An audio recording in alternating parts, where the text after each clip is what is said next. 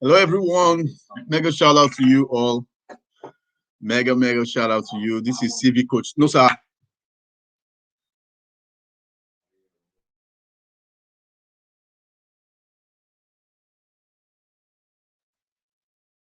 Mega shout out to everyone. Glad to have you here. Thank you so much for coming in. Thank you so much for coming in. Hello, Oro Vista Group. Thank you so much. Always here, always available. Every time you are always with me online. Thank you very much. Reina Unso Art and Lifestyle. Thank you so much. Glad to have you here.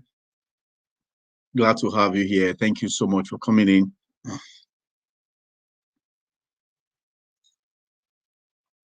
Hello.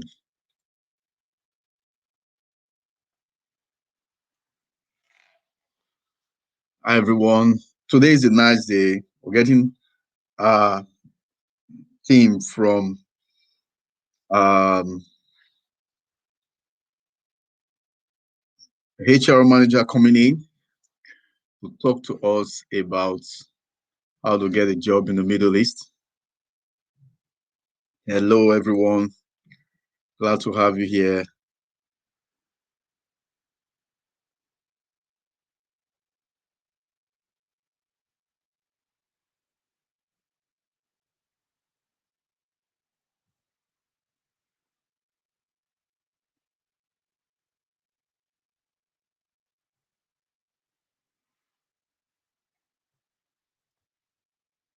Hi, everyone. Glad to have you here.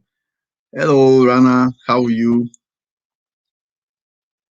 Glad to have you here. Thank you so much for coming in. Thank you so much for coming in.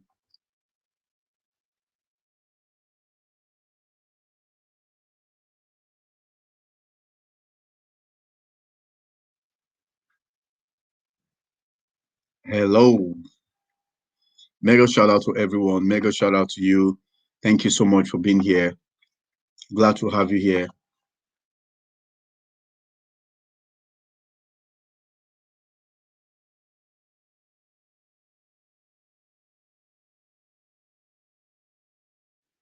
Glad to have you here. Glad to have everyone here.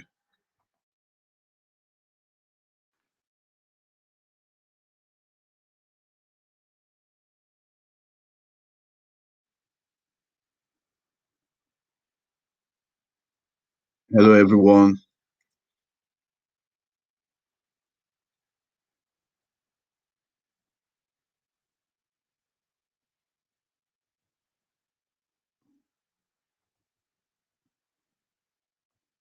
Hi, everyone. Glad to have you here. Thank you so much for coming in. Now, today I'm going to be discussing on how to get a job in the Middle East. How do you get a job in the Middle East? Now, I was supposed to bring in someone, but last minute she got occupied. So, how do you get a job in the Middle East? Now, when it comes to job search, one thing that we need to be you need to be conscious of is jobs are readily available for everyone. People can go into jobs, people can get jobs, the way they want. Anybody can get into any aspect of a job. But the most important part is, why are people going into the Middle East to get a job? Why is it that people are looking for jobs in the Middle East? The Middle East has always been a frontier for best job opportunities across a wide spectrum of sectors. Now, the economy in the Middle East has witnessed tremendous growth in the past decade. The economy in the Middle East has witnessed tremendous growth in the past decade, and it has opened a flood of excellent and lucrative middle job opportunities at all levels of employment. Now, there are many openings for professionals in the oil and gas sector, in the healthcare sector, in the teaching sector, in the banking, finance, IT, and many more. So there's been lots of job opportunities for different people in the Middle East. But what's so unique about getting the job? Now, if you live in the United Kingdom, for instance, you're looking for a job in the Middle East. I live in the United Kingdom. I know quite well that based on salaries you are charged, we'll call it pay, that's pay as you earn. So you're charged based on how much you earn. But you see, going to work in all these places, the Middle East, especially when you live in the United Kingdom, you are going to work in the Middle East, there's less tax. Less tax is being made. So, so the way the way I'm going to look at it is, number one, why do you need to choose a job in the Middle East? Just like I said now, is a treasure trove of jobs. And due to the development activities in the region, there is continuous need for both skilled and unskilled task force. Now, jobs in the Middle East, or the Gulf jobs, as they're often called, are always given top priority by job seekers because, number one, they offer hefty salaries along with attractive benefits. So you're looking at a huge salary with attractive benefits. Okay, so in other words, let's think about it. The employers are offered many benefits like incentive, transportation, medical insurance, residence, and many others. So think about it. You're going to look for a job in a place. Number one, you're giving lots of benefits, lots of incentive. Then your transportation, maybe your flight tickets or the transport within the region is taken care of. Medical insurance is taken care of. Then you're given an accommodation, which sometimes is paid for. And there are many other benefits. Now, but you need to know this, many incentives are dependent on the nature of the job. So depending on the post of the employee, other than this, the incentive, other than this incentive, the Middle East is a tax-free haven. Now think about it. That's the good one. It's a tax-free haven. In other words,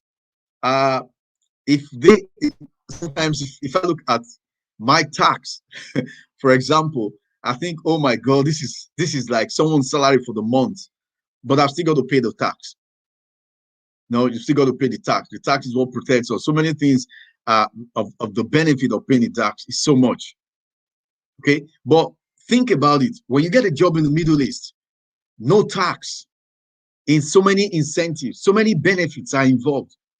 You're giving that opportunity for you to, like, maybe you're given a house being paid for by the employer. So in other words, all you have to do is just go there and work. So I'm talking about today, we're supposed to have a guest, but she's not here now. How to get a job in the Middle East. How do you get a job in the Middle East? So I've looked at why choose a job in the Middle East. Why should you go there? So the exemption from tax is one of the primary reasons that people flock to the Middle East in search of opportunities in the Gulf region. The exemption of tax. So there's that tax. You're being exempted from tax. You're being, it's not that you're avoiding tax, no, but you are exempted from tax. Probably because you're a foreigner there, could be the case. So think about it. Why should you get a job in the Middle East? I will encourage anyone who gets the opportunity, to listen to this and find the best way to get a job in the Middle East. Now, someone might say, but you live in the United Kingdom. Yeah, I do, but if I have opportunity, I'll go for a job there. Anywhere at least exempted from tax, that should even be an incentive for me to move. Or for you to move. Now, I don't know about you, you see, many are searching for a job, especially at this time of COVID. Many jobs have been lost. Many have lost their jobs. But those in the oil and gas sector, the healthcare sector, the teaching sector, the banking, the finance, the IT, they are in high demand in the Middle East. So sometimes it's important for us to think about it. Think about where next you need to go, what next you need to do.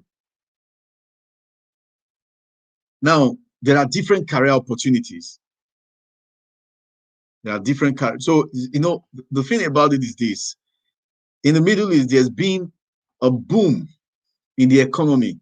And when there's a boom in the economy, it always leads to infrastructural development, which brings in a lot of real estate and property developers, especially to that region. So because there's been a boom in the economy, it has led to infrastructural development. Many people have gone to those regions, and now projects are going on. Many projects are ongoing. Many things are happening there. So that ability to quickly move into this place and say, okay, well, this is what I need to do is all there. The opportunity is right there. So the real estate and property development is top on the employment list. Real estate, property development. Maybe you've got civil engineering background, quantity surveying background, building surveying background, clerk of works background. It will be a huge opportunity for you to go to all these regions and see how you can get involved in what's happening there. Now, my advice to anybody who is coming in from maybe from Africa or maybe from Asia, and you're going to the Middle East, the first thing I'll tell you is try as much as possible to get that practical experience. Get the practical experience that you need. If you've got to learn a job, go learn a job. If you've got to learn a particular skill, go learn a particular skill. Because one thing you need to know is that your skill is what makes way for you.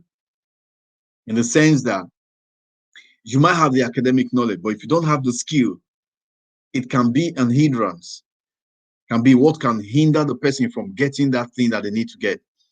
So it's important for you to try as much as possible to get that desired skill that you need, hands-on skill.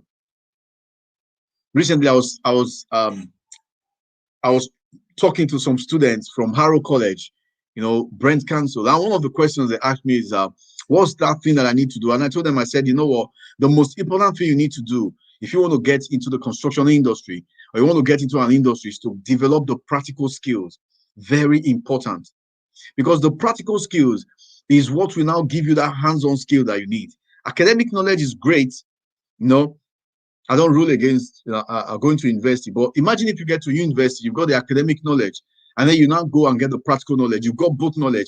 It's going to give you that edge over somebody who has just got just academic knowledge or just the practical knowledge. So if you've got both of them, it enhances your ability to get a job. So we're talking about how to get a job in the Middle East. So I'm telling you right now, you know what? Get that academic knowledge. Get that practical knowledge that you need, because there is so much boom in the infrastructural development, and which is bringing in a lot of work for those in the real estate and property developers in the region. So the top on the list, there's a question I asked. I said, which are the top jobs? IT, I've told you the top jobs there. Oil and gas, healthcare, banking, finance. Now, don't forget it, real estate, property development. So there are other top sectors like tourism, retail, hotel management, import and export, shipping, oil, and many more are opening their doors for even fresh graduates as well. So as a fresh graduate, you get a job there, you're in for some good money coming in. And the thing about it is that you're not just going to go there for just the money, but the knowledge is going to come into. Because you see, when you bring your CV, for instance, you're working on your CV, and your CV has got international knowledge, there's the possibility of you getting into the industry, getting the job, than somebody who has just got the knowledge of the area. Like myself, I've worked in different regions of the world, different places in the world. So it gives me an edge. So now I'm working in the United Kingdom. It gives me an edge because I've traveled to Africa to work. I've worked in Europe. So if you look at it, my knowledge about what I do is quite different. So anything that you want to get involved in now, begin to get the knowledge, pay attention to detail. Take time to learn what you're being taught. Because sometimes, you see, imagine getting a job during COVID, this coronavirus period. Everybody's at home. You've been employed in a business or in a job, or and then you have to stay at home to work, and you don't have that knowledge. It's going to be a problem. So try as much as possible. The first thing you have to do is get that knowledge, get the practical knowledge, get the theoretical knowledge if you have to. So some industries that are really paying well, in all these sectors in the Middle East, like I said before, the oil and gas sector, the healthcare sector, the teaching, the banking, the finance, the IT, you know, we've got the tourism, the retail, the hotel management, the import and export, the shipping, the oil and gas, and many more. They're opening their jobs. So students who have cleared their, like you've uh you've got maybe you've graduated and you're looking for high salary engineering jobs in the Middle East. The sector has a demand, high demand for electrical, civil, mechanical, design and IT engineers. You know, apart from these, there are nurses too. They're looking for nursing, office support, legal, banking, finance, construction, sales and marketing, education, teaching. So you can apply as per your interest and academic records. You can apply.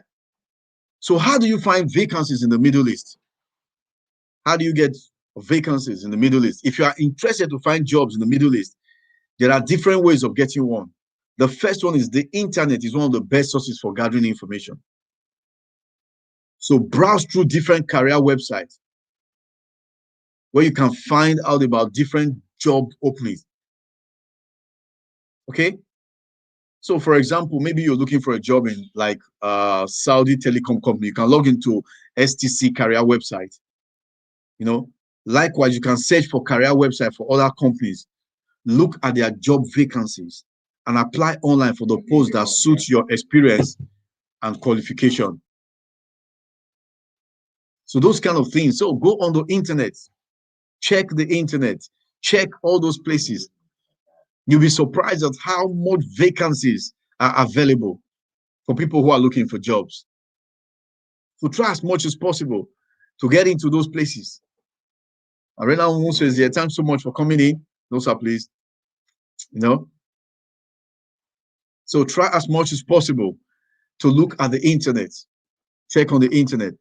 The next place you have to go is go for job search through HR consultants and recruitment agencies can help you find jobs depending upon your interests. So there are different recruitment agencies, like Ultimate HR Solutions, Hayes, you can check Shirley Person, so many recruitment agencies. But this recruitment agency have got qualified and experienced consultants who can help. So search for recruitment agencies. Go on the internet, search the internet, look for recruitment agencies that can help you get that job that you need. Look for them. Okay. Then another thing is this: job portals. They offer a broad range of jobs in a vast number of fields. Look for job portals like Monster Jobs. It will help you find a suitable job along with providing certain tips for CV writing and preparation skills. So there are lots of job portals. Now let me look at, I want to just quickly say this. Now, when you're looking for a job in the Middle East, one thing you need to know is that your resume should cover such things as your personal biodata, your contact information, your educational qualification, both past and present work experience, the type of career you are aiming to make, and your personal motto summed up in not more than 1 or 2 lines. Okay, it should be on your CV. It should also include any extra skills you may have, such as knowledge of computer application, if you can write or draw, if you can create new computer programs in your free time. This may them it's because you see the reason why you do this is that there may come a time when the company will need to draw upon your expertise in this area.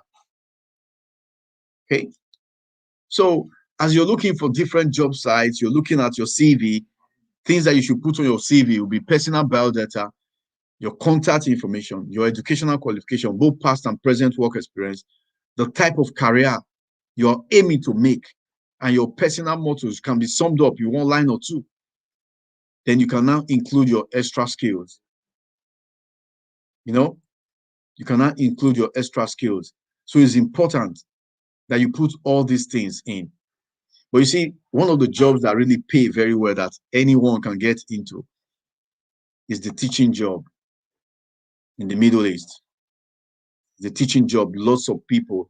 Because the thing about it is that um, you need to first of all understand that when you're preparing to go to the Middle East in the first place, you prepare for the cultural differences. Because what's happening is that there are a number of differences between Western culture and Middle Eastern cultures. So, like in many countries, women shouldn't offer to shake hands with a man. Instead, should wait for the man to offer his own hands. So, both men and women need to dress conservatively. Your dressing. So, and public display of affection are always frowned at, almost always frowned at.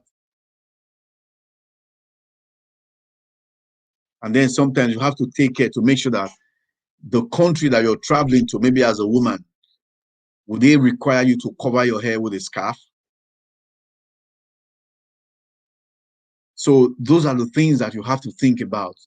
There are some countries in the Middle East where you are even restricted to drive as a woman. So it could take some getting used to by somebody who, or like a Western woman. But the thing I know is this, in most of the regions, if you are respectful and courteous to those around you, you'll be treated the same in return. So you have to really think about it. That cultural difference is what we need to really look at. How is it for a woman going to the Middle East? What are the things you're going to look at? What are the things you have to consider? The next thing is this that you have to think about. Who do you want to instruct? Who do you want to teach in the Middle East? Do you want to instruct children in a traditional school setting? Or are you happier with teaching business people in a workplace school? So those are the things, because teaching job is one aspect that, somebody asked me a question and said, which is the job that I can readily apply for? And one of the things I told them is teaching jobs. Okay. So you have to think about it. Do you want to instruct children in a traditional school setting? Or are you happier with teaching business people in a workplace school? So you might need to approach different groups of students with different teaching methods and even vocabulary. Because think about it, living a Western world to teach in the Middle East, there is that, like I said, now the first thing you have to consider is that we've looked at how you can search for a job. But the next thing is this, are you prepared for the cultural differences? You begin to think about it. Because I remember when I traveled to a Muslim country, and I had to work as a teacher over there for some time.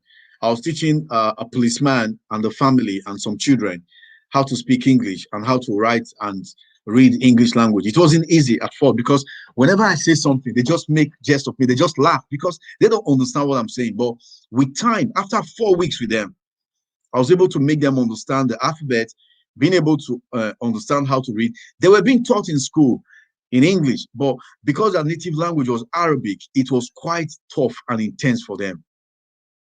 So with that in mind, I had to start thinking, I know quite what I'm not going to be teaching business people. I'm teaching students. I'm teaching groups of people whose native language is Arabic. And the good thing about it is that I was able to learn Arabic too. So in that 8 months of my teaching these people English, I was able to learn so much. So you need to understand, are you going to be teaching native people, or that's the students with different teaching methods? How are you going to teach them? Are you going to be teaching the workplace school, or you're going to be teaching in an area where the English is restricted? So if you're going to teach students, you need to now develop your teaching methods and even your vocabulary. But if you're going to be teaching business people, you don't need to worry about words like color. Instead, you want to help them learn business words and phrases concerning computers, numbers, and other business terminology. So if you want to instruct professionals rather than children, you will also likely need to include business customs and traditions in your classroom instruction. But if you're going to be teaching children, then the first thing that you have to begin to think about is, what is your vocabulary going to look like? How are you going to be walking around there? So where do you want to teach in the Middle East? Somebody asked the question, wanted me to focus on teaching. Now, if you're interested in moving to teach in the Middle East, you need to think about where you want to go. You want to move to, like Kuwait or Abu Dhabi to teach, or Dubai? Or do you want a rural or urban setting? Or are you looking for a long-term job, or do you want to just teach in the Middle East on a short-term basis to experience another culture? Now, listen carefully. No matter what you decide, make sure you think about these things before you sign up. If you are unsure if you're going to enjoy being overseas, then you can sign up for a short-term job. And then you can always try to extend your stay if you find out that you are really enjoying the position. You see, because you see, moving to teach in the Middle East can be a unique experience that you might not find anywhere else, especially when you're going to all these countries. It's a unique experience, very, very unique. In my 8 months teaching in this country, I just loved the people. I had to learn the custom. I had to learn the language. It was fun for me. It was fun for me. So you need to think about how much you enjoy living in a new country, and you will come home with memories that will last you a lifetime. So think about it. Think about what you want to do. Think about the benefits of it. Think about things that you could, things that you could gain as a result of going there. So the three benefits I've just gone through. Number one, the opportunity to travel to other countries. Number two, you're going to learn a new culture. So think about it. You're going to learn a new culture by going to teach in the Middle East. Number one, you're going to learn about how others live, or how others' life is. It's an experience in itself. You're going to learn about new food, new currency, new language, new religious customs, and on. You're going to learn more. But before you leave for the Middle East, you need to make yourself comfortable with some of the common cultural differences. Don't ever forget that. Like, for instance, like in United Arab Emirates, using your left hand is considered offensive and unclean. So you want to eat, gesture, shake hands with your right hand. Shoes are typically removed before entering, even in some home, before entering someone's home. So you have to make sure that you follow their religion. There are things that is not permitted, product that is not allowed. Some places, alcohol is not allowed. Okay, so those are the things. Then there's the opportunity to travel to other countries. So you can travel to countries such as Saudi Arabia, Oman, UAE, and others. This experience is one that not many other people get to have. You'll be able to see sites like the pyramids, different things you want to see. But it's important to remember that many of these countries are predominantly Muslim, and care should be taken if you're interested in traveling to some parts of the world. So be very, very careful. Then another thing is the experience of working in another country boosts your CV. So whether you are interested in teaching as a career or just want to teach in the Middle East as a short term, the experience can add a definite plus to your CV. So think about it. If you can teach in the Middle East with people who don't speak your language in a region that is known for conflict, you can likely handle any problem or issue that come your way later in your career. So teaching in this region or working in this region brings in a number of rewards, both tangible and intangible. It brings in a number of rewards. So it's important that you think about it, consider it, and think about what you need to do and how you need to go about it.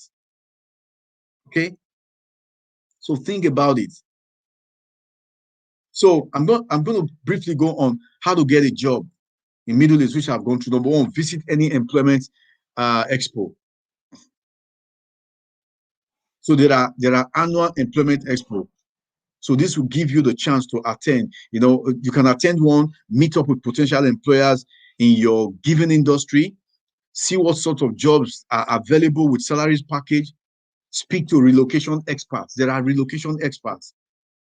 And even learn about how to get a visa to move in and live in that country.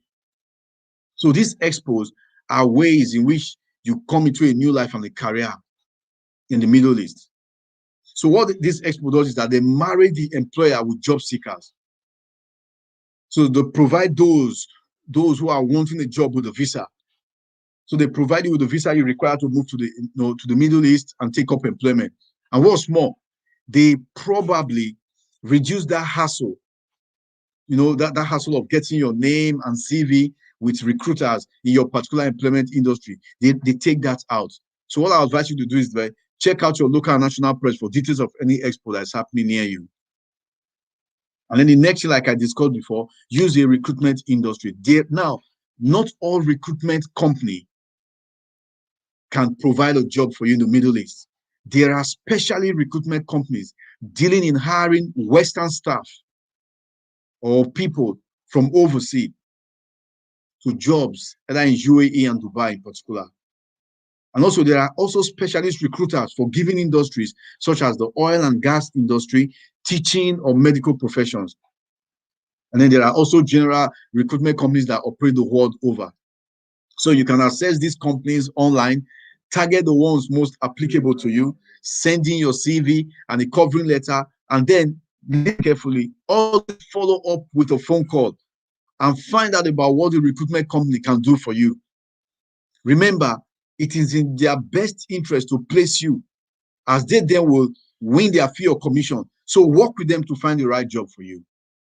Work with them to find the right job for you. Now, there's a question here. It said, do I need to learn the local language over there? With time, you might need to learn the local language. Now, when I traveled to the Muslim country where they speak Arabic, the first time I couldn't learn the language, but with time you begin to learn the local language of greeting, and people are responding, because wherever you go, you're going to see people saying the same thing. So with time, you begin to learn the language. And the more you learn the language, the more you become comfortable. So the next time you're greeting someone, you greet them with the language, they reply you already know that particular word. You might not be able to learn all once. It took me 8 months to be able to speak Arabic frequently and understand frequently. And even at that, I still had to struggle with it because I couldn't write. It, but talking constantly with people, going out to function sometimes with my friends, and all of us had to communicate with Arabic. I began to pick up and then know how to speak. So sometimes it's not just learning the language, but with time you get to learn the language, because it's just like being in a place. When you are in a place for a long time, the same language they speak is what you begin to hear. And every time you hear the same language, you begin to respond to it. So the next thing is what? Visit an employment expo. The next thing is what? Use a recruitment company. Like I said, follow up on it, because sometimes what some people do is this: they send out their CV. They've sent out the CV to the recruitment agency. They just wait. No, follow up, speak, get to communicate with the recruitment agency. When I was looking for a job and I needed a teaching job, and I knew quite well that I needed to teach in all these countries. What I did was that I didn't have to send out my CV. I went through somebody who told me that a family needed an English teacher. And I went there and offered myself and then started teaching. And they were paying me for the week, because I didn't really know how to negotiate my salary at all, because I went directly with them. So I was being paid for the week. Okay. Then the next thing is what? Target employers remotely. You can find out which companies are in operation in all those countries, especially in your given employment sector. You can do so thanks to the internet or through networking with your industry. Then once you have the contact details of the company that you could work for in those countries, you need to contact each one in turn and find out about any open position that you might be suitable for. See, many companies have listings of vacancies online. Others have details of their personnel recruitment department. But all this information is invaluable to somebody looking for a job in the Middle East. So if you can contact the companies with a job application, or simply by sending in your CV and a covering letter detailing your skills and how and why you would like to work for the company in question, then always ensure you follow up with a phone call. You see, and one other thing is this: be proactive in ensuring that the company considers you seriously, and at least keep your details on file for any jobs in the future. So be proactive, because sometimes some people are looking for a job, they just send their CV to this place and that's it. You know, they just don't do nothing. But try as much as possible to make sure that you are proactive about what you want to do. Be very proactive about it. Rana Ngosu, thank you so much for being a new member here. Thank you very much. Appreciate that. You know, so try as much as possible to be proactive, be involved, follow up. And another thing that you need to consider when looking for a job in the Middle East is try and visit the place. Try and visit the place and look for a job. So the final approach for someone who is absolutely committed to finding a job in the Middle East is to secure a visiting visa for a short-term trip and then go door to door targeting recruiters and employers. So it could be wise to set up meetings and interviews in advance of your visit. You know, but remember something, know that the weekend in all these countries run from Friday to Saturday. So public holidays are based on the Muslim calendar. So schedule time at the best possible point where you can get around and see as many people as possible. Then always have copies of your business cards, your CV, a covering letter about yourself to hand and push yourself forward if you are determined to find a job and live in the Middle East as competition is heating up. So I'll go back again. Number one, there is that cultural advantage that you're going to have. So how to get a job in the Middle East? Number one, you know, like I said before, visit an employment expo in your own country. So go on the internet, check when the next expo is going to come up. If even now everything is going online, check when. Then the next is what? Use a recruitment company. Try as much as possible to use a recruitment company. Then target employers remotely. I've explained that also. And the last option is visit the place and look for a job. Have your resume, have your CV, your business card, your covering letter ready. Then visit the place and look for a job.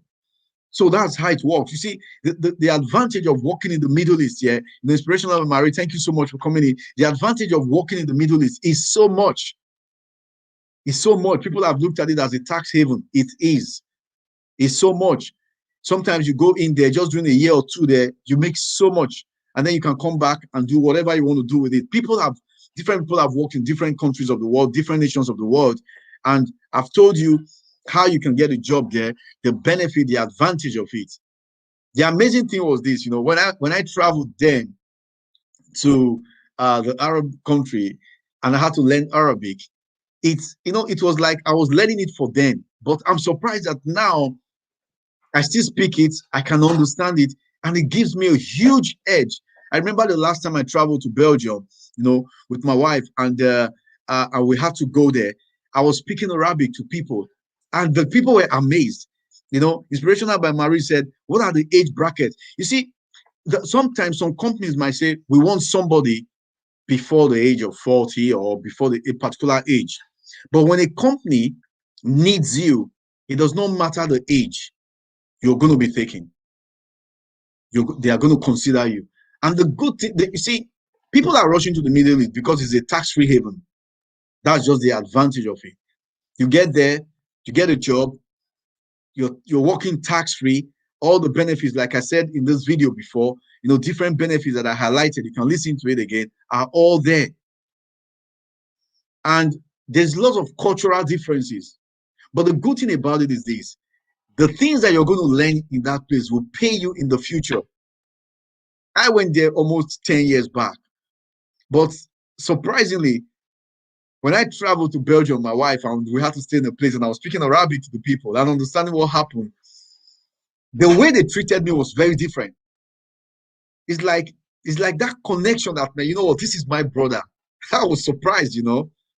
But the good thing about it is that learning other people's languages, getting to learn their culture, it stays with you for life.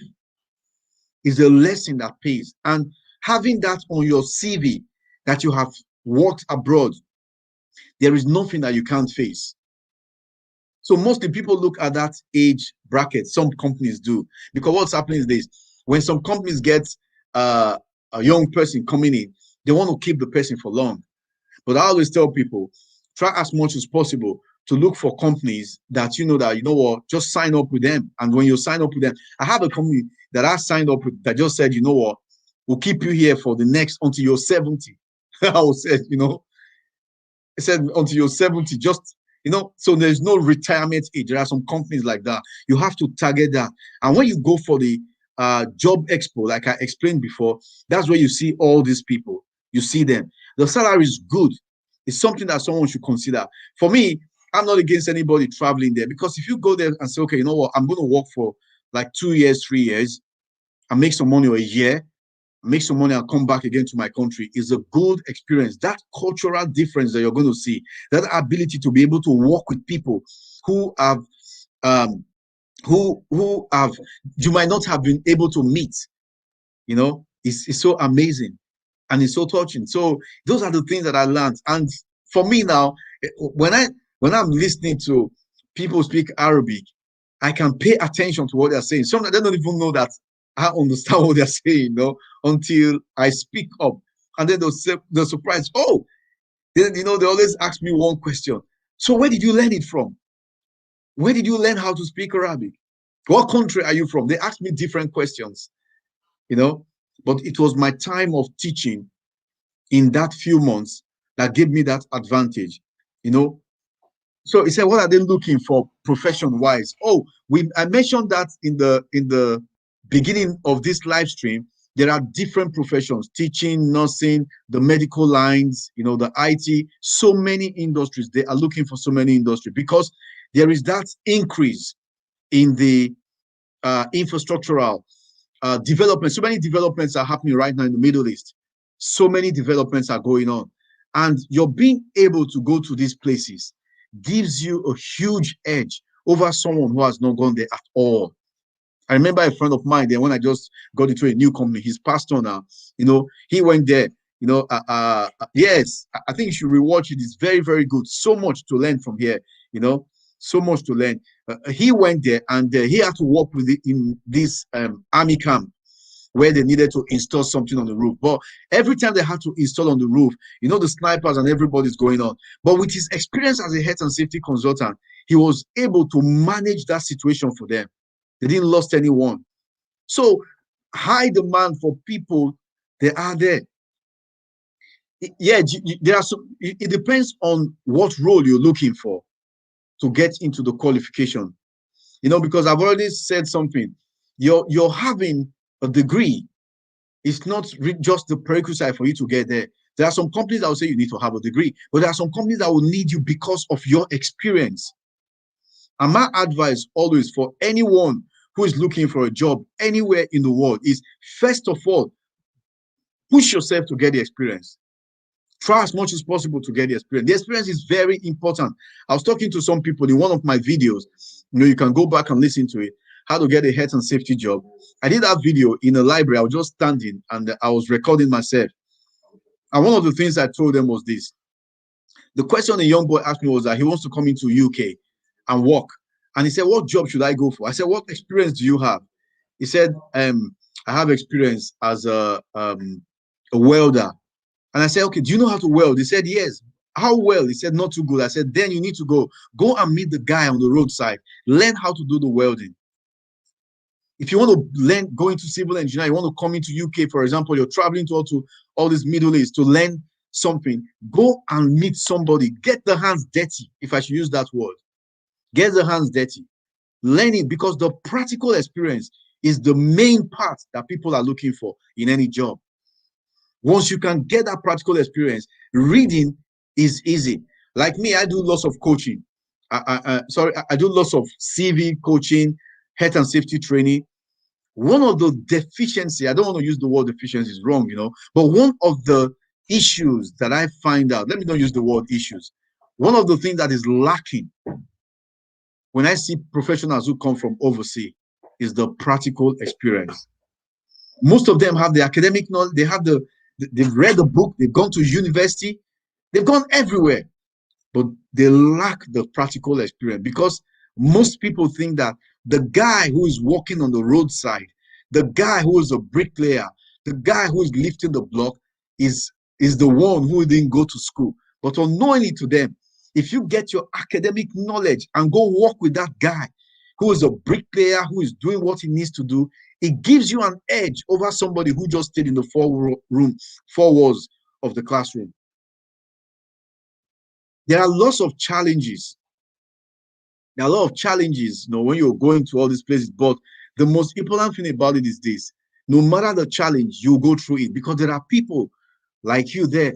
And sometimes, yeah, okay, Krishna Singh, hello, yeah, Krishna Singh from India, well done. The thing about it is this: you need that practical experience. Try as much as possible, whether you are doing civil engineering, whether you are doing electrical engineering, whatever engineering course you're doing, whatever course you're doing, whether nursing, you're working as a bricklayer, whatever you're doing, try and get the practical experience. Because the theory is good. Anybody can read now. If even you can't read, the internet can teach you how to read. But the internet will not teach you the practical experience. It's good for you to go in and get involved in it. When I was teaching, I had a session, not really teaching, advising some students in Harrow College who were going to go into the engineering sector, work in construction. And one of the questions that the student asked me, I said it before in this video, was, how do I get this experience? Yeah, thank you very much. The challenges, yeah, that's it. I don't want to call it issue or, one of the challenges. He said, how do I get this experience? And I said, you need to get your hand dirty. You need to get in there, see what these people are really doing. I work as a health and safety consultant, and I've got my diploma, NIBOSH, first degree, got masters. But when I see the people who has worked as a bricklayer, like Louis, like Louis did, what I usually do is this: I learn from them. I learn from Louis. Myself and Louis, we work together. If you've not listened to Louis' video, you can go listen to it again. Louis Slade. I interviewed him about 3 weeks back. He worked as a bricklayer from the age of 16. And then moving from a bricklayer to become a health and safety consultant gave him a huge advantage. Because why? What happened is that with that advantage, with that practical skill that he got, he now brought in the theoretical skill, academic skill in. And it really helped him. So that is the knowledge that you need to seek after. That's the knowledge that you need to go for.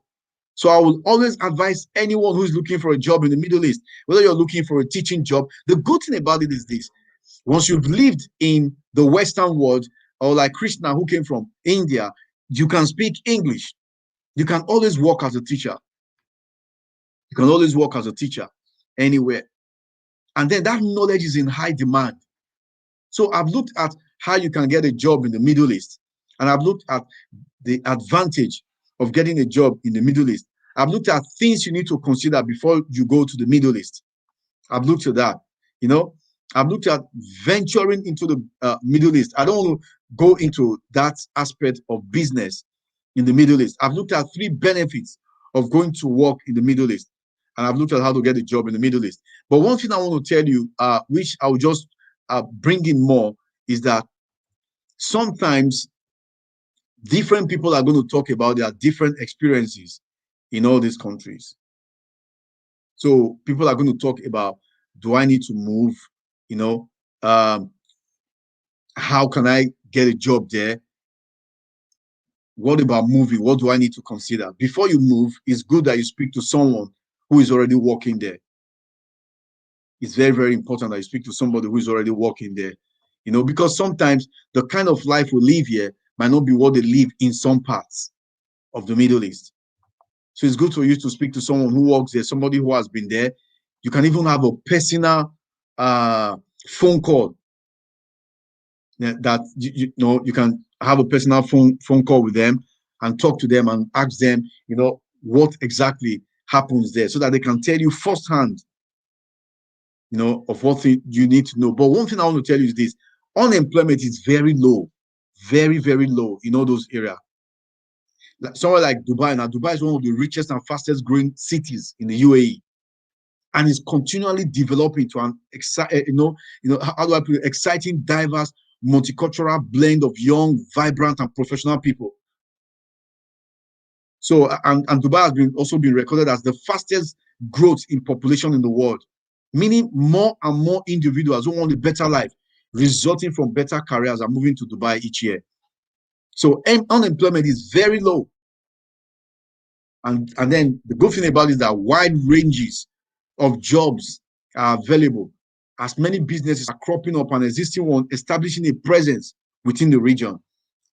So it's possible to find job in many different markets: financial, hospitality, inspirational by marine, in answering your question, financial, hospitality, technology, tourism, construction, engineering, computers, medical, so more.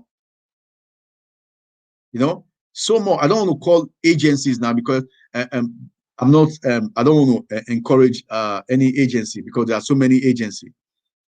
So if you are among the millions who want to settle in Dubai and all these places, familiarize yourself with the rules. Because you see, the jobs like in Dubai does not involve tough constraint if you are educated and qualified enough. But you need to have a residential permit so that you can apply for what they call a labor card. Now, the labor card will help you obtain employment in the UAE, while the residential permit, which is obtained in UAE, can legally sponsor you. Okay? So a person can legally sponsor you if he or she is a relative of yours. Yeah? Or a company who is going to employ you can also sponsor you. So in other words, for you to live and work in, or for you to live in Dubai, you need to have a residential permit. So you can, I don't want to talk about buying a property or getting your employer to be your sponsor. Okay? So think about it. Think about it. Think about, he said, but if employment is low, unemployment is low. Unemployment. So if unemployment is low, so you're going to have a loss of jobs.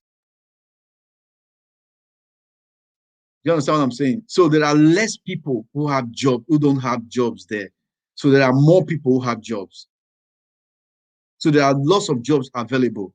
So if unemployment is low, there are jobs available. So in other words, some countries, unemployment, okay, let me put it this way: lack of jobs is low. We have more jobs there. Somebody, I think there was a recruiter that sent me an email about 3 weeks back and said, you know what, they've got jobs from 2021 to 2025 if I want to come in and work. So there are lots of jobs available, lots of things that people can go for, lots of opportunities that we can go for. But the good thing is that tax-free haven. Think about it.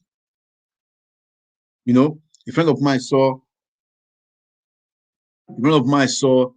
one of our friends' pay slip and looked at the tax, and he shouted, "Oh my God, why so much tax?" Because I said, the more you receive, the more tax you pay. So because it's pay as you earn. So if you think that you're getting a job where they're going to be paying you like £90,000, you're not going to go home with £90,000. You're going to go home with less than that. If you think you're going to get a job in like UK where they're going to be paying you like £60,000, and then you calculate it and say, oh my goodness, I'll be going home with at least nothing less than 4K, 5K a month. It's not going to be possible because you're going to pay tax. We've got so much benefit in this country where we pay tax for. So we pay tax, a lot of tax. Thinking about that alone will give you an added advantage. Most of my friends who work in the Middle East, they just come and say, you know what, I've made so much money, I just want to go home and relax, because it's just work. Some of them have fun, but the focus is there. So one thing I always tell people when you're going to the Middle East is, number one, what's your focus? What's your focus? What do you want to achieve? You can't just say, well, because you've watched this video or this broadcast on how to get a job in the Middle East, you're just going to go out there. One thing you need to consider is this: number one, what is your target? What is your focus? What do you want to achieve? What's your drive? Then number two, you have to make sure that that's your goal. Don't lose focus of it. Because sometimes you might just get there and then you become occupied with it. No, don't lose focus of it. If this is what you want to do, just keep at it. Because you get there, you're going to experience lots of things not going the right way, things not happening the way you want it to be. But that should not be a factor that will deter you from going for what you want to go for. So, number one, have a focus. Number two, let that drive keep you. And number three, don't forget your focus from where you came from, or don't forget your vision. Don't forget the goal that you have laid down that you want to achieve before you left. Don't forget it. Because sometimes going to a place, you might just get involved with the culture of the people. And then when I traveled for 8 months, I was just there for 8 months. The first 3 months, I was enjoying myself. Then the next 5 months, I said, God, man, I came here for a purpose. I need to focus. And then I now started doing everything I needed to do. Start working, putting money together, because I knew that in my 8 months, I'm going to go back to my country, because that was my target. And after that 8 months, I was ready to leave. And I left. So always think about that. I know quite well now, because I'm giving this now because there are lots of things happening in the Gulf region, in Middle East right now. The Olympic, they've got lots of things coming up. Yeah, it can happen. You get so carried away with all the fun, all the activities, all the lovely cars. You're thinking, oh my God, you're seeing things are so cheap. The food is so cheap.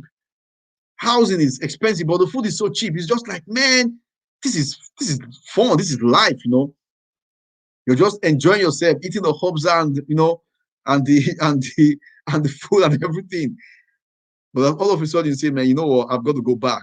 There's a day I'm going to go back. So I have to start putting things together. And then you begin to put things together. So think about it. It's good, and I always advise any of my students, anyone watching me, anybody listening, that it's important for you once in a while to get that international experience. If even it's just for you to leave your country for a while, you're going to work in another country for like 3 or 4 months or 6 months, and then come back again to your country. It's quite good. Very, very good experience. It's something that you're going to learn. You learn a new language, you learn a new culture, you meet new people, you learn something. It's quite good. But never forget the reason why you left your country. Never forget that. Most people forget it. They do every other thing. And then all of a sudden, they begin to think, oh my God, I can't believe I've stayed here for this long. That was what happened to me after 3 months. I said, how many months? Oh my God, I can't believe I've stayed here for 3 months. So begin to walk around it. Begin to walk around how you can put your CV together, how you can even take that step. Just that step. Raises Kitchen, thanks so much for that. Reina Wonso, thanks so much. Inspirational by Marie, thank you very much. Think about how you can make that step. It pays big money. It pays big money. A friend of mine called me one time and he said, OG, you won't just believe how much I have made. I said, really? He said, I've made so much this period. I've made so much this period. I said, really? He said, yes. Because he said, I don't go anywhere. I'm just there. I'm just working. Sometimes I have fun, back again to work. Yeah. Because sometimes people can lose their focus. They can lose their goal. Especially when they start. Sometimes, you see, don't get me wrong. I communicate with people every time on the internet, friends who are working in all these regions. Some of them don't really find it. Some of them are not really happy about it. The reason is because you need to think about the sacrifice. You're leaving your family, you're leaving your friends. So that's why it's good for you to speak to someone who has been working there for a while. A friend of mine told me of how sometimes he has to travel from one region because he drinks. He said the region where he was working, alcohol is not accepted. So he has to travel from one region to the other just to drink and come back again. So those kind of things you have to really think about it. So if you're in the civil engineering sector, electrical engineering sector, mechanical, nursing, teaching, virtually all sectors, it's just like living in another part of the world. They are all there, and it pays big money. It pays a lot. And with this internet time now, with the way internet is, you can always Skype your people, or you can always talk to them on the phone, or you can always talk to them on whatever medium you want to use. People are not too far these days. The world has become global. So we can always do that. So for myself, I would advise anyone who wants to do it and say, you know what, take that leap. There's no harm in it. Take the leap, but don't forget your focus. Don't forget your vision. So right now I did this video because some of my students might be thinking of, well, they are going to go. I was supposed to have a guest today, but she's busy right now. She couldn't make it. So I said, okay, you know what, let me just do this video alone and be able to educate people who wants to get there. And if you want to get more information on agencies, now I didn't call out any agency that you need to use because I don't want to be marketing an agency here. If you're really interested in going there and you're looking for agencies that you can possibly call, let me know. Yeah, that looks as Rizzy said now. The world has become a global village. Yeah, everything is connected now. So if you're thinking of getting an agency that you want to work with, or you're thinking of how you can get into that place, let me know, and I'll send you a list of some agencies that I've been able to keep on my database that possibly I could use for a broadcast like this, so that I can send it to others, people that want to go. And if you need help with your CV, please get in touch with us. Don't forget to go on my website, www.cvcoach2016.co.uk. I'll just write it here, www.cvcoach2016.co.uk. As my website, so you can visit my website anytime and leave any message. I'd love to hear your message. Now, if it's down, maybe we're working on it, but just get back on it. And I want to say congratulations to all my students who got a job this period. The students that got a job this period. Congratulations, Monsieur. He's not here now, but he got a job this period. I'm so happy for you. So he's getting into, and he just got a job. Yeah. Okay. Sima Ukwili said any social work job, quite a lot. You see, what you need to understand is this. Sima, I'm going to send you an agency that deals with the medical personnel, and you will get a job. What you need to know is this: wherever you are, it's just a reflection of what is going to happen there. It's a mirror. Let me put it as a mirror. The jobs that we have here, they are the same jobs in those Middle East too. There are no jobs are no different. It's just for you getting the right people. Now, if you've not listened to this broadcast, you can go back again and listen to all of them. It will help you. Thank you so much, Inspirational by Marie. Thank you very much. I was so happy for the student, because the amazing thing was that he came out, he went to school, but he didn't have the experience, the practical experience. And he was with me for a month where I put him through the practical aspect. We did his CV again, and he applied for a job, and he got a job. And I'm so happy for him.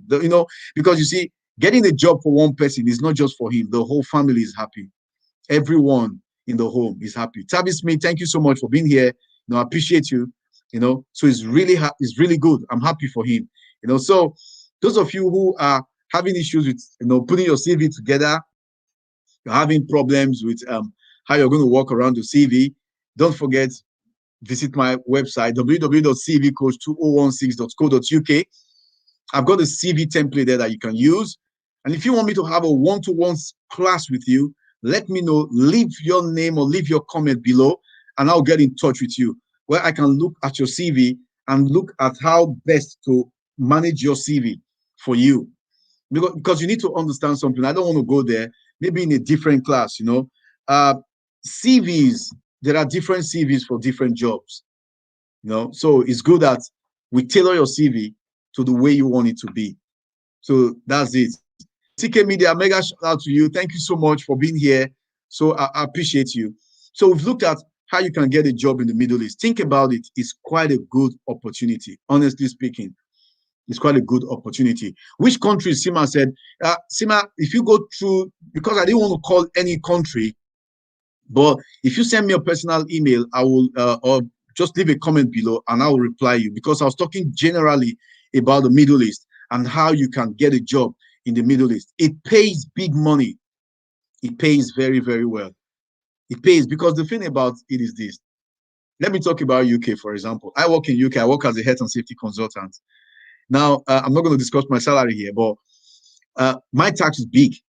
It's quite huge, So sometimes when I look at the tax, I say, oh my God, but that is it. I've got to pay the tax. So if I go to a place now, for example, where I'm going to work for like a year or two, and my tax is not going to be, and I'm not going to be taxed. Oh my goodness, I'm going to be so happy, very, very happy, because I'm going to save quite a lot of money, huge amount of money. The same thing, it works. That's why it's found that we've got medical personnel traveling there, we've got engineers traveling, different people are going there. There is a job for everyone. It's just for you to make sure that you target the right people, target the right group, go for this expo, listen to it again, listen to this broadcast again, and then pick out those things, those areas that you need to look for. Looking for a job, I always tell people, looking for a job is a job on its own. Looking for a job is a job on its own. Some people say, oh, you know what, I'm going to just apply for a job. Apply for a job for some time, they stop. I was telling one of my students during the week, she's been looking for a job for like close to like 6-7 months. She keep complaining. And I told her something. I said, when I was looking for a job in my sector, I applied for over 100 jobs. She's surprised. I said, yes, over 100 jobs. No? CV coach, not a why how. If you want to discuss work, because discuss everything, I joke. Yeah. If CK Media said I should discuss everything. No, I'm not going to discuss about the other type here, you know. I applied for over 100 jobs. And then she asked me, said, how many interviews did you go for? I said, I went for about 20, 25 interviews. He said, 100 jobs. And I said, yes. Some of them will tell me, you don't have the experience we need. Some of them will not reply me at all. Some of them will not say anything. Some of them will say, okay, we took somebody in the house, or, you know, different excuses. But applying for a job is a job on its own. So I want to say thank you so much. If you need help with your CV, like I've said, let me know. If you need help in scouting for a job or looking for a job, let me know. If you need help with getting a particular agency, because there are different agencies that brings different jobs, not just all agencies, let me know.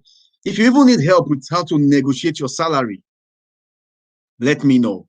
I can have a one-to-one with you, and we can talk about how you can negotiate your salary. People always ask, how can you negotiate your salary? When they already say we are paying between 45 and 50,000 pounds or 60,000 pounds. You can negotiate your salary. You can. There is always room to negotiate salary.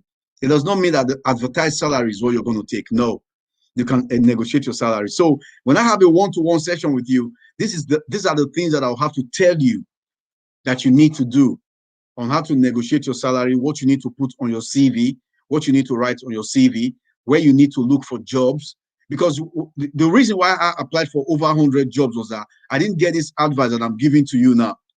I was applying everywhere. But when I found out, and I settled down and know what I know now, I applied for just 15 jobs and I got 5 interviews.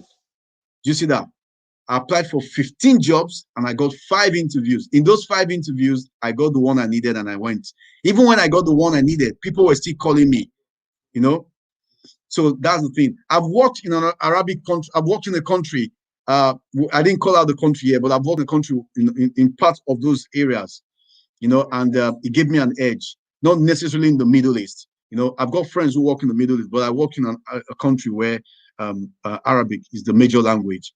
You know, I want to say thank you so much for everyone. Sima Quilly, thank you so much for coming in. Please, yeah, he said it's not every job. Okay, I'll take some questions, then I'll leave in the next 3 minutes. It's not every job that you can negotiate the salary. Yeah, CK Media, you can negotiate your salary in every job. Every job. Because you see, what's happening is this. When they tell you that they are paying between 35,000 to 50,000 pounds, right now, if you are on my profile, on my WhatsApp profile, I've put an advert there for a job of about 35 to 55,000 pounds. It does not mean that you're going to accept the 35. Neither does it mean that you're going to get the 55. You can decide to say, you know what, if I want to go for this job, I'm going to go for 54,800 pounds. You're negotiating your salary. Or you can decide to say, you know what, I'm going to stick with the 35. You're negotiating your salary.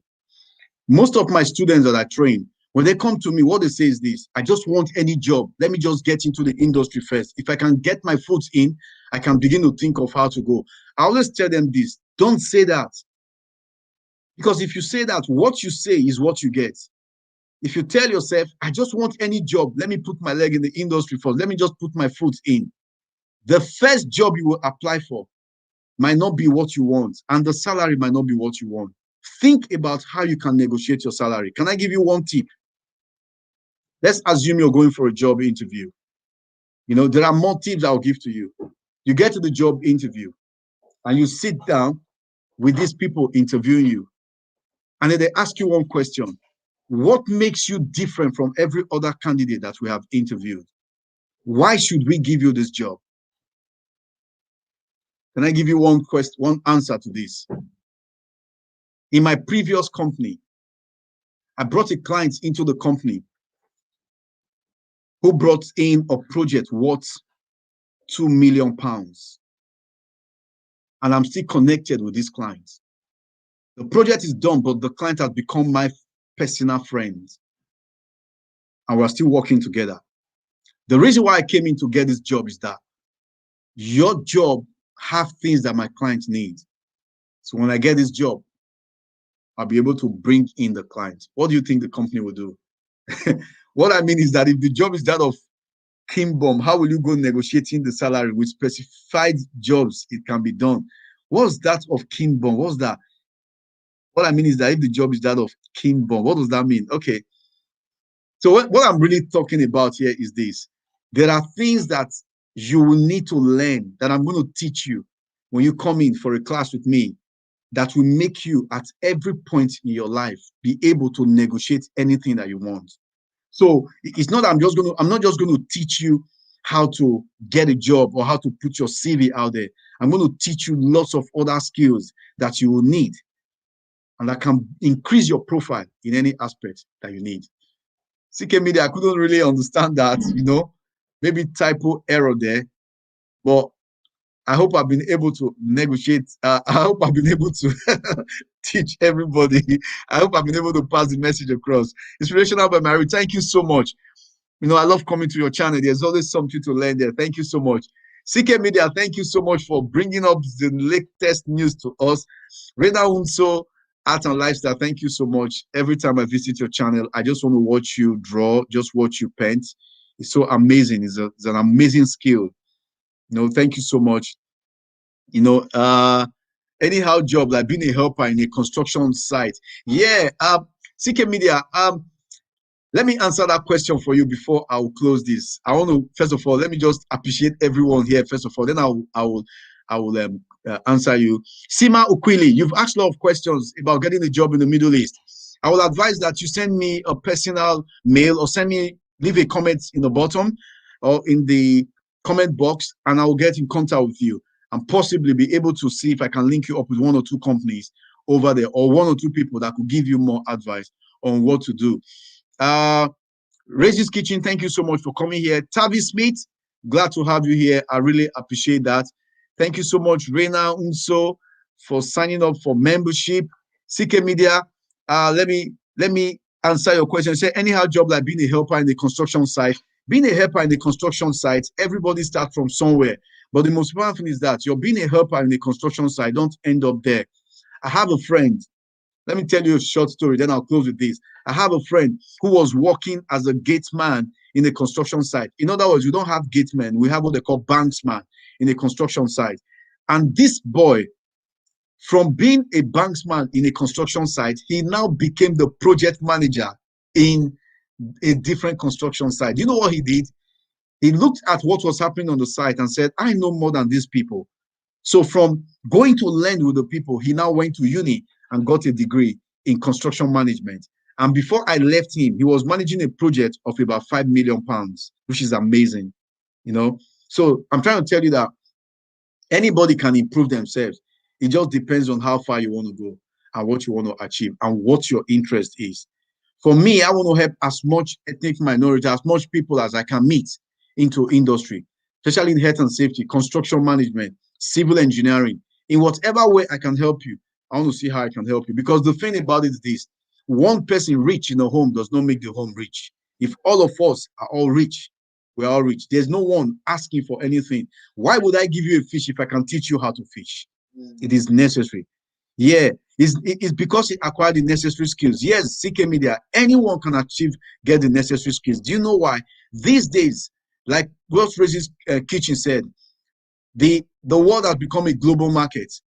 So those skills you can acquire in the comfort of your home just by taking an online course. So when you have the skills, you can negotiate. Not only the skills, when you have, do you know Louis Slade? Louis Slade came in 3 weeks back. You saw Louis, the guy that we interviewed about moving from being a bricklayer to become a health and safety consultant. You'll be wondering how he got the job. But I can link you up with Louis so that when you hear him talk, Louis is the only person that I've really seen who went to an organization and told them, I earn more money in this place more than you pay me. You know, so try and think about it. I've seen different people who took steps, unimaginable steps that they never expected, and they are where they are today. So we can get there. CK Media, we can work together. I can send you some courses that you can do online at the comfort of your room, just on your computer, and begin to get all these courses and print out those certificates for yourself. If you get in contact with me, cvcoach2016.co.uk, I can register you on some courses that is less than £30 per course. I can register you on these courses, and then you just do them from the comfort of your home and get the qualification, print out your CV.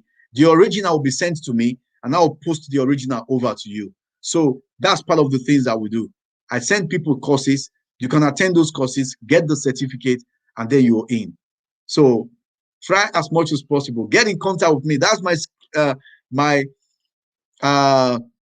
website there, www.cvcoach2016.co.uk. If you want to send me an email, you can send me an email on og@cvcoach.co.uk, and I will be there to answer your call, or info@cvcoach.co.uk.